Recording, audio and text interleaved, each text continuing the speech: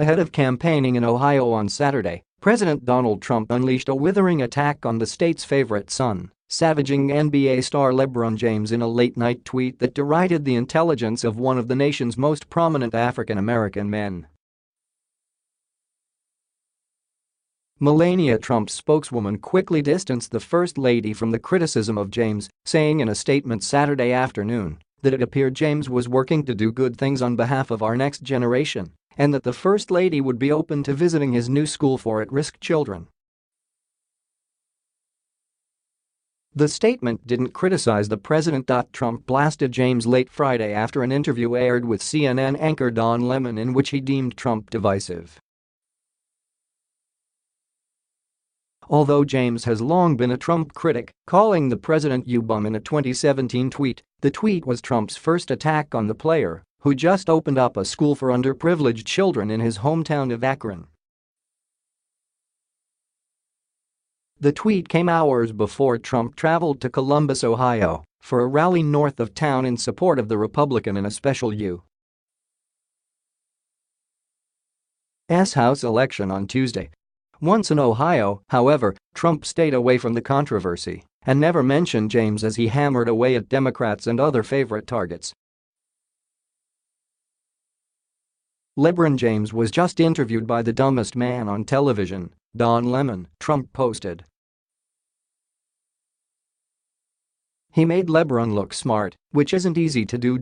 Trump then, unexpectedly, appeared to weigh in on the growing debate over who is the greatest NBA player of all time, James or Michael Jordan, by writing "I like Mike." Many former and current professional athletes, including Jordan, jumped to James' defense. "I support LeBron James. He's doing an amazing job for his community," Jordan said in a statement to the Associated Press through his representative via text Saturday. Trump has long denounced the media, CNN in particular, and rarely lets a slight go unnoticed. But the attack on James, who was being interviewed by another black man, to some resembled a racial dog whistle.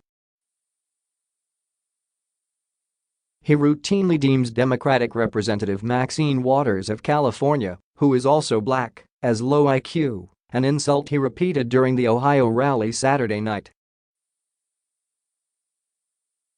Ohio Governor Josh Kasich, a Republican who at times criticizes Trump, tweeted, "Rather than criticizing at King James, we should be celebrating him for his charity work and efforts to help kids."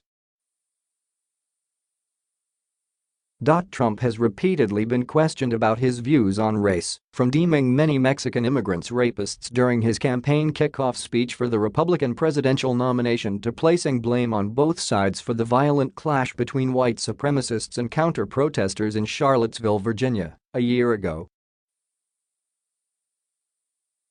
James, who campaigned for Trump's opponent, Democrat Hillary Clinton, and has not been shy about using his celebrity for social causes, did the interview from the public school he opened, called the I Promise School.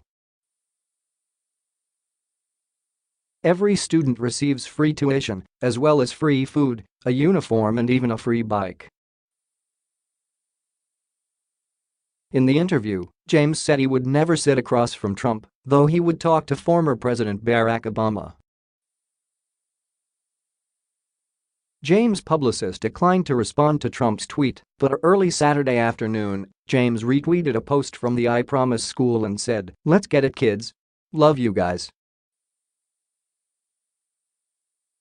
Lemon responded to the president, invoking both the administration's forced family separations policy and Mrs. Trump's social media etiquette campaign. Who's the real dummy? A man who puts kids in classrooms or one who puts kids in cages? BBS Lemon tweeted. James played for over a decade and in 2 stints with the Cleveland Cavaliers and delivered a title to the championship-starved region in 2016. Although he departed for the Los Angeles Lakers earlier this summer, the superstar remains very popular in the Buckeye State, and Trump's attack could be a gift for the Democrat in Tuesday's special congressional race. I don't have to tell *ANYONE*, what LeBron James means to Ohio, tweeted Democrat Annie O'Connor, who was running against state sen. Troy Bolderson. The White House did not immediately respond to a request to clarify Trump's remarks.